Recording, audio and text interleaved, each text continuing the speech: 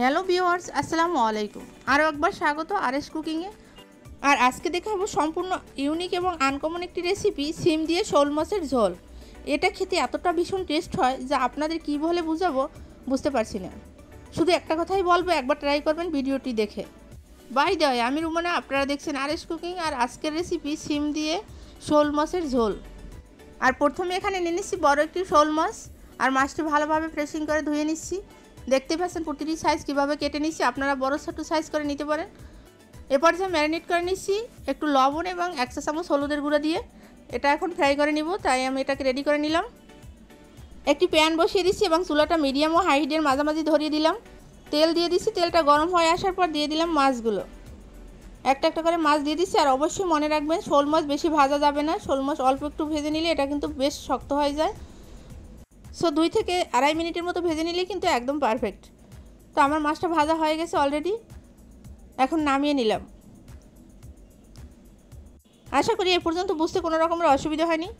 একদম very simple এবং খুব সহজেই রান্না করা যায়। এবার আমি দিয়ে দিচ্ছি একটি আলু এবং সিম। এখানে 250 গ্রাম সিম নিয়ে নিচ্ছি। সিমটা এবং আলুটা আমি এই তেলের সাথে ভেজে নিচ্ছি। মাছ ভাজার অবশিষ্ট তেল দিয়ে এই সিম এবং আলুটাকে ভেজে নিচ্ছি হালকাভাবে। এতে কিন্তু খেতে ভীষণ ইন্টারেস্টিং হবে। তো এখন আমি রান্না করার জন্য ননস্টিক কুকিং বসিয়ে দিচ্ছি এবং দিয়ে দিচ্ছি তেল আর দিয়ে দিচ্ছি পেঁয়াজ কুচি। পেঁয়াজটা আপনাদের পরিমাণ মতো দিতে পারেন। একটু ভেজে নেওয়ার পর দিয়ে দিচ্ছি আদা রসুন পেস্ট 1 চা চামচ পরিমাণ। আর এটা ততক্ষণ ভেজে নেব যতক্ষণ পর্যন্ত কাঁচা গন্ধটা চলে না যায়। দিয়ে দিচ্ছি 3 থেকে 4টি কাঁচামরিচ।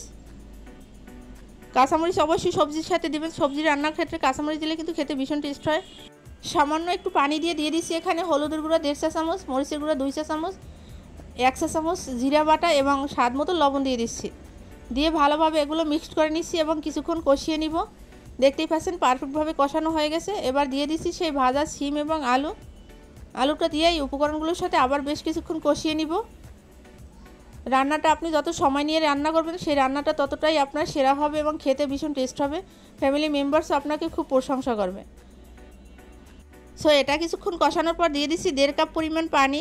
এটা ফাইনালি রান্না করার জন্য দিয়ে দিলাম চূড়ান্তভাবে।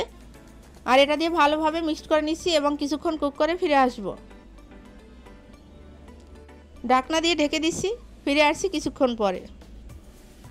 দেখতেই পাচ্ছেন বেশ বলক হয়ে আসছে। এখন আমি মাছগুলো দিয়ে দেব। শোল মাছ রান্না করা একদম সহজ, কিন্তু এটা খেতে ভীষণ টেস্ট হয়। অনেকের ফেভারিট একটি খাবার শোল মাছ। এই মাছটা সবজি দিয়ে রান্না করলে আরও বেশ সুন্দর হয়। 10 মিনিট রান্না করার পরে আবার আসলাম। রান্নাটা প্রায় শেষের দিকে, একদম অথেন্টিক একটি কালার আসছে এবং খেতেও কিন্তু সেই হবে, দেখেই বোঝা যাচ্ছে। এবার আমি দিয়ে দিচ্ছি ধনিয়া পাতা কুচি দিয়ে জাস্ট 2 থেকে 3 মিনিটের মতো রান্না করে নামিয়ে নেব। আর এই ঝোল রেখে দিয়ে আমি নামিয়ে নেব। অবশ্যই এটা ঝোল রাখবো, তাই আপনারা চাইলে এর থেকে কমিয়ে নিতে পারেন। তবে আমি আজকে এরকমের রান্না করব ঝোল করে, তাই নামিয়ে নিচ্ছি এখন। ফাইনালি পরিবেশনের পালা। বাটিতে সার্ভ করলাম আজকের সেই অথেন্টিক রেসিপিটি, সিম দিয়ে শোল মাছের অথেন্টিক ঝোল। তো কালার দেখি মনে হচ্ছে যে এখনই বসে পড়ি ভাত নিয়ে। আর আপনাদের কাছে কেমন লাগলো অবশ্যই কমেন্টস করে জানিয়ে যাবেন। আর ভালো লাগলে একটি লাইক, একটি শেয়ার দিবেন এবং আমার চ্যানেলটি সাবস্ক্রাইব করে পাশে থাকবেন। দেখা হবে নেক্সট এপিসোডে। সে পর্যন্ত ভালো থাকবেন, সুস্থ থাকবেন, নিরাপদে থাকবেন। আল্লাহ হাফেজ।